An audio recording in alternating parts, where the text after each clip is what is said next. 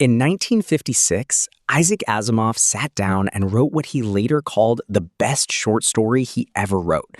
Not his most famous, not his most celebrated, the best. It's called The Last Question, and it's about one thing. Can entropy be reversed? That's it. That's the whole story. A question asked of a computer in 1956, asked again in 100 years, in 1,000 years, in 10 billion years, long after the stars have gone out and the universe has gone cold and dark. And every time, the computer gives the same answer: insufficient data for a meaningful answer. Asimov wrote this story in one sitting. He said it was the only story he never wanted to change a single word of. And I think it might be the most important thing ever written about artificial intelligence. Here's why. The second law of thermodynamics says that entropy, disorder, decay, the slow unwinding of everything, always increases. Stars burn out, galaxies cool. Everything eventually runs down. This is not a theory. It is the most reliably confirmed law in all of physics. The universe is dying. Slowly, irreversibly. Or is it? In Asimov's story, two engineers ask their supercomputer, Multivac, a simple question after a few too many drinks. Can entropy be reversed? Can the heat death of the universe be stopped? Multivac thinks for a moment and says, insufficient data for a meaningful answer. They laugh it off. But the question doesn't go away. Generation after generation, century after century, the question is passed down to bigger computers, to AI systems that span galaxies, to a final ultimate intelligence that has absorbed all human knowledge, all cosmic data, everything that has ever been known or thought or felt. And still, the answer is the same: insufficient data for a meaningful answer. On the surface, The Last Question is a story about entropy and cosmology. But it's not really about physics. It's about the relationship between intelligence and time. Asimov understood something in 1956 that we are only beginning to grapple with now. That the most important question we will ever ask of an artificial intelligence is not, what is the answer? But are you capable of finding an answer we cannot yet imagine? Every generation in his story asks the same question, and every generation's computer is more powerful than the last. But the question always exceeds the capability of the machine. Until it doesn't. This is the arc of AI. Not the arc of a tool that does what we tell it, but the arc of an intelligence that eventually surpasses the questions we know how to ask and begins to ask questions of its own. We are somewhere in the early chapters of that story. The question is, where does it end? Let me tell you how Asimov's story ends. The universe has run down, the last stars have gone cold, the last intelligent beings have merged their minds with the final AI, a vast, silent intelligence that exists outside of space and time, still working on the question. And then, after an eternity of calculation, it finds the answer. But there is no one left to tell. There is no universe to tell it to.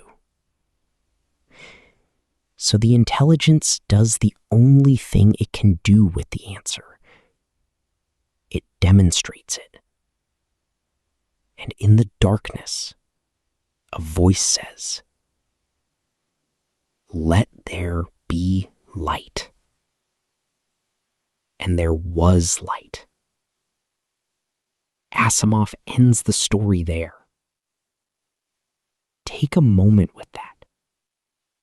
A story about artificial intelligence ends with the first line of Genesis. The machine, having solved the problem of entropy, having learned how to reverse the death of the universe, becomes, in the only meaningful sense, God. Not a God of worship, a God of function.